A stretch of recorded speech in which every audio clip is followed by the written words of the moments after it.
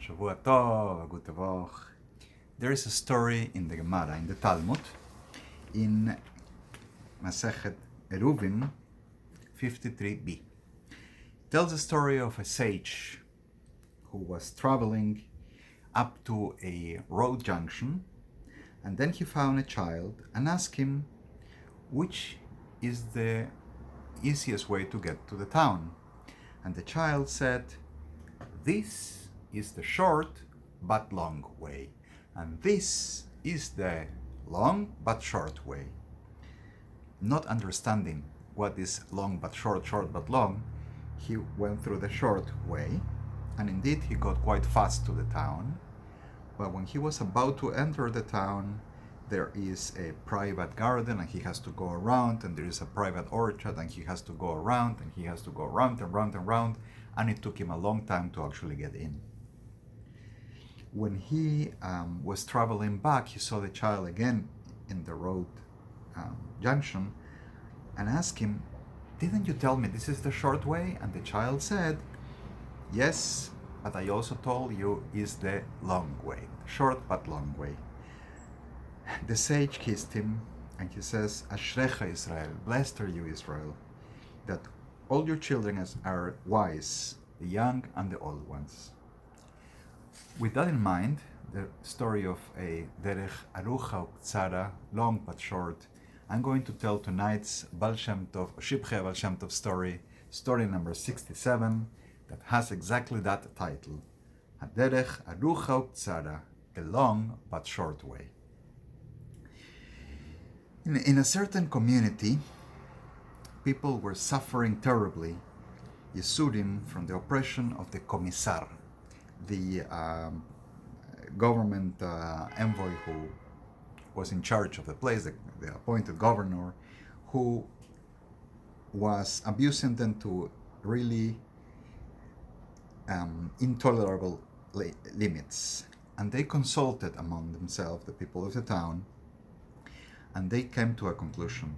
They needed to send two shluchim, two messengers, representatives, to speak to the duke, who was very far, 80 parsas away, 80 leagues away, to have him intercede, and it must be done fast. They were advised to travel very fast because they needed to get the writings signed by the duke before they renew the contract of the commissar.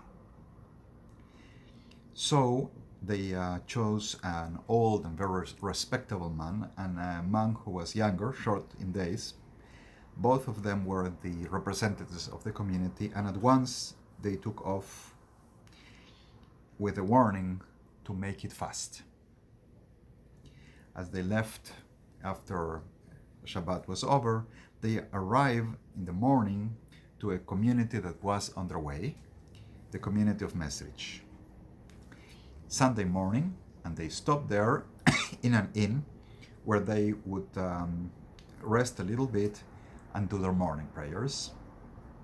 The innkeeper inquired them about, what's their business, where are they traveling, where are they going, and they sat down and told him what was going on. And so the innkeeper gave them an advice. He said, "I advise that you go to see our great Rebbe, Rabbeinu HaGadol, the Mesricher Maggid, that his holy advice will tell you how you need to proceed." The old man felt taken aback by the advice because he really wanted to just go straight forward and do the mission they were sent for, but the younger man liked the idea and convinced him to, let's go see the Rebbe. When they arrived at the home of the Rebbe, they saw that there was a large crowd waiting to speak to the Rebbe, to go into the room, the private room, to speak, to have an audience with the Rebbe, what we call a yechidus. And so they waited for hours for the Maggid, until the Gabbai, the assistant, came, and they told him, "We're here to see the Rebbe, we're really in a rush, we have to arrive and talk to the Duke." So the Gabbai went to the Rebbe, and came back and said, okay, the Rebbe will see you in Yechidus, but you need to spend the night here. He will see you by tomorrow. And this was difficult for them to accept because, they need to make it fast. The time is really short. But they had no option. They stayed the night. So next morning, Monday morning, after the morning prayers, after Shachris, again they go to the Rebbe's house, the Maggid's house, and they wait for their turn. And the Gabbai comes, and again he tells them that the Rebbe, the Maggid, says that they need to spend the night again. Now this really made it difficult for them because they were having second thoughts, regretting having come to the Rebbe because they're in such a rush. They're 2 days stopped in Mezhigush. In Mezrich. 2 days stopped in Mezrich just to wait to see the Rebbe, to see the Maggid, and they needed to be on their way. They were told, you need to do this fast. They came to the Rebbe's house on Tuesday morning, and the Gabbai had a note from the Maggid telling them which path to take, not the way they thought they were going to go, but a different path which was difficult to go through, and a bracha from the Rebbe telling them Hashem will be them, and he said in the language of the Gemara of the Talmud, Mereisha at Soifa, from the beginning to the end. They accepted the Rebbe's advice and bracha, but they decided, let's go fast. They went through the path the Rebbe had told them, and they really felt bitter, aggravated by how late it was. 2 days waiting just to get this little bracha from the Maggid. And as they are going, the skies become darkened and start raining and pouring, cold rain with wind, and they lost their path. They didn't know where they were, and really they were by now beyond aggravated. I mean, they're late, they're not going the right way, things are really going against them. They arrived to a certain village, and because of the storm and the cold, and they felt already sick, they decided to stay there for the night. They gave the horses to a certain gentle to take them to eat, and ask him to return the horses early in the morning. Next morning, they got up extremely early. They did the prayers very early, and they see that the horses are not there. They were so aggravated at how late it was. They were going to miss the deadline for the renewal of the contract. Then they see the Gentile coming without the horses to tell them that the commissar had confiscated them because they had crossed a certain place in the land without the permits. So they asked the innkeeper, where they had stayed the night, to go ask for their horses. And the innkeeper said, I'm not going to go. The commissar is not going to return the horses, and he's going to beat me up for going to speak to him. So they ask the waiter in the inn, they pay him, we'll pay you if you go to speak to him.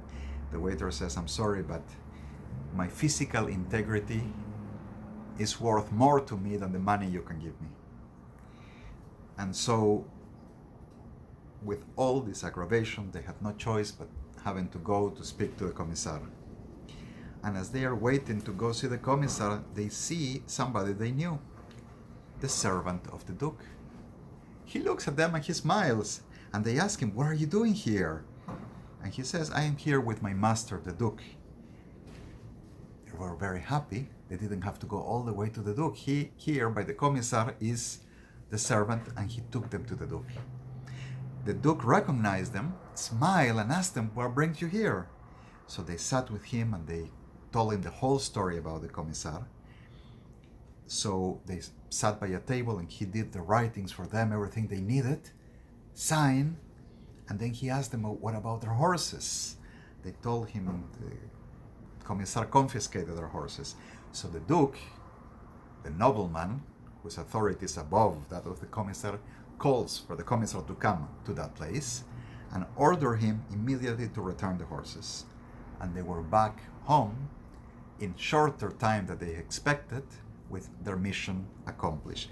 And then they realized what was in the paper that the Maggid gave them, that Hashem was with them, Reisha Tzoifa, that the whole thing was in the plan of Hashem.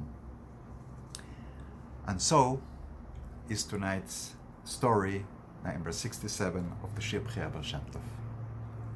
Shavua Tov, Gute Woche.